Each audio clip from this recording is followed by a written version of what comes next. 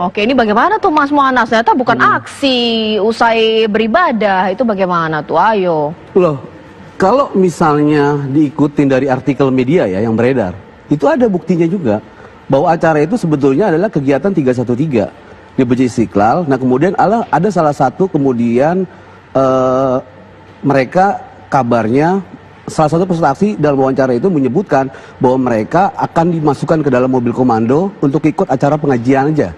Tapi ini prosesnya adalah aksi yang kita lihat.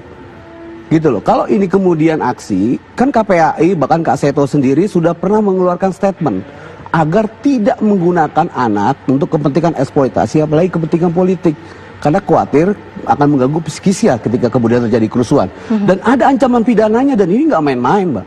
Kalau Denny misalnya ancaman pidana pencemaran nama baik itu hanya kurang dari 4 tahun. Nah sementara untuk eksploitasi terhadap anak itu dalam proses demo itu 5-15 tahun gitu loh. Baik, ini kan ada dua hal yang merasa bahwa itu bukan bagian dari aksi, tapi Mas Muanas mengatakan bahwa kliennya ini melihat dari rubrik yang beredar di media. Itu bisa kita buktikan. Tapi sebentar, aksi teroris bukan hal yang berkaitan juga, nggak bisa dilekatkan juga. Bagaimana melihatnya? Iya kan sekarang balik lagi dong ke konten.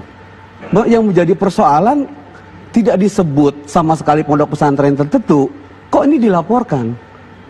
Kan sumir, Mbak. Kalau menurut kita kan, kalau menurut Denny itu ya, saya kira dari kontennya itu pendapat hukum kita, dia tidak pernah menunjukkan tulisan itu atau apapun terhadap kelompok tertentu atau pondok pesantren tertentu. Tiba-tiba pondok pesantren ini merasa tersinggung, gitu loh. Kemudian dia memilih melaporkan.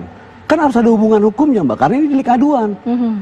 Gitu loh. Meski demikian, saya kira ya, Denny saya kira akan tetap mengikuti proses hukum kalau memang ini kemudian setelah dilaporkan gitu. Tetapi bukan tidak memungkinkan, Mbak, bahwa kita juga akan melaporkan juga dalam kasus misalnya pelibatan anak untuk kepentingan politik dan kita juga punya bukti-bukti untuk itu saya kira.